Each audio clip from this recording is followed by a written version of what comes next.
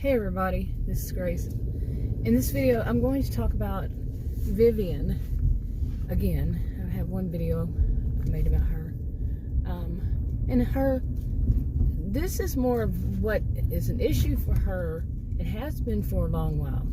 Now, Vivian and her siblings, they each have their own individual house. But back in the day, they had separate houses. I mean, I'm talking generations. And then they inherited different ones. But they were all on like, one little area. But because some laws and stuff changed, they had to connect them. So it's basically one like big mansion. It's very nice. Money is not a problem for them. It's not an issue at all. And it's very nice. But they each inside is their own, each individual house. So they don't have to deal with each other at all if they don't want to. But usually they do. And usually the sisters, they all go together to Festive, Texas, and where they have festivals there, but they also have these barns or that have been renovated over the years, and they sell everything from that, like they have a farmer's market, but they also have little stands, concession stands. Well, they're not concession stands. I think that's only football, right? But little stands, for people to get some food. Little restaurants.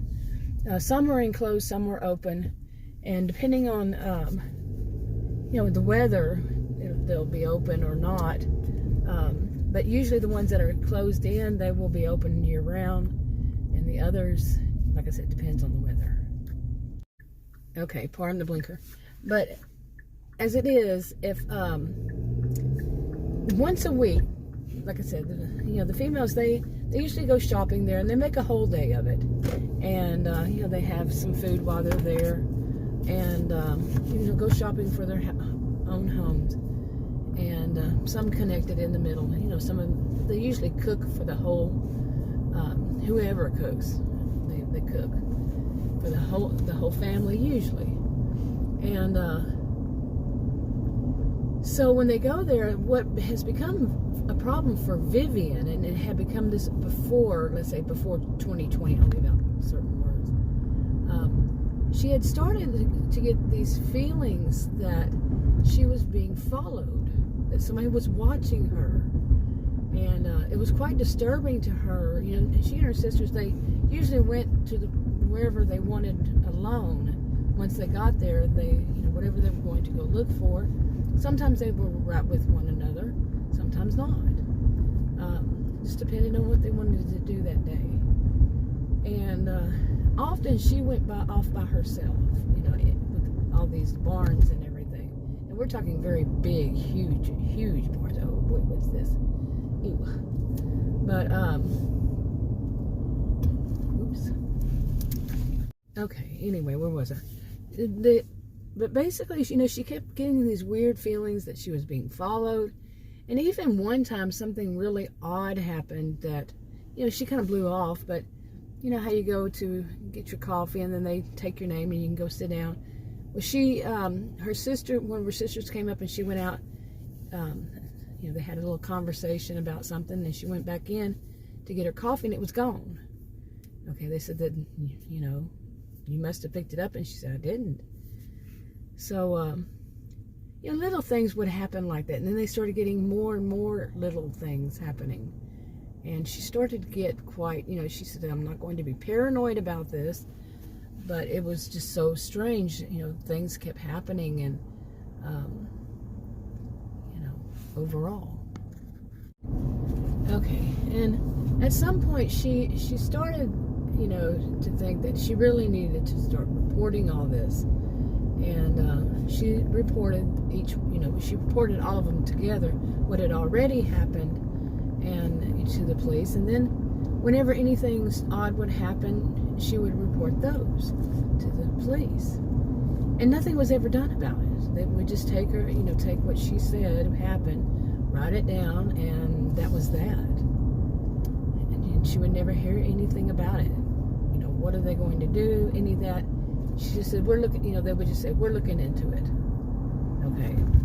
And she started to doubt, that they were really paying any attention to it at all. Were they blowing it off? Okay, so where was I? At some point, she started getting strange texts, and she started getting strange, emails, basically. Well, the county had its own social media website, platform, and it was before they changed it to where that everybody had to go into the local grocery store and show, their little section there that they've set up for it, and show their IDs, and then they would only use pseudonyms. Online, it would be pseudonyms, but the virtual county would know who they are. Only they don't disclose that information unless they have to. But it was before then, and after they did that, she stopped getting these odd emails, that were really troubling. Like people, the person saying, "I'm watching you," and that seemed to be the favorite thing this person was saying was, "I'm watching you," and she reported those to the police. And after the switch, those stopped, like I said, but then even stranger things started happening. And then, of course, 2020 happened, and she and her sister stopped going, until the next year, 2021. They stopped going to the festival. They had their stuff delivered, like many people did in the county, and whatever they needed, they ordered online. And that's when even, like I said, stranger things were happening. Like she's the type that wants to exercise, walk. That's what they did at Festive at the festival, the barns and all. And it was to do a lot of walking, and she wanted to continue that. So she would walk in her neighborhood, which the other houses were not all that close, and she would hear noises out in like the wooded areas of it. Sometimes different times. And one time she actually found a poster board that was laying on the side of the road with a rock on it. And the poster board said, "I'm watching you." Okay, now she would report all these things to the police, and they didn't seem like it was a concern of theirs, and she didn't know what to do at that point. So, okay. Now, she finally, decided that she really needed to see a counselor. And at first they were doing them on, over the phone. And what she didn't know, because she wouldn't know, was that, and her counselor couldn't disclose to her, was that her counselor was also seeing her sisters, and none of them knew. And what the counselor knew was that each and every one of them seemed to have a bit of a traits of paranoia, the symptoms, and they all had something different, it seemed, but it was still laced with paranoia. And so the counselor wasn't at all sure what to think, because she knew, each stories from the other ones. And she was very professional. She decided to tell Vivian that she would need to see somebody else. But she just said that she has too much of a load, and she would refer her to somebody, and they could go from there. So, all right. I just wanted to get a little bit of this story about Vivian out.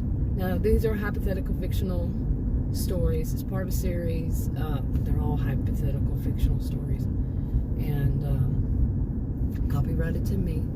This was a rough draft story, both really rough. They're voice recordings, and they help me organize things. And sometimes things may change, details, ages. I'm really bad at getting the ages wrong, or the time between what happened and this happened and that happened, so sometimes I have to change them.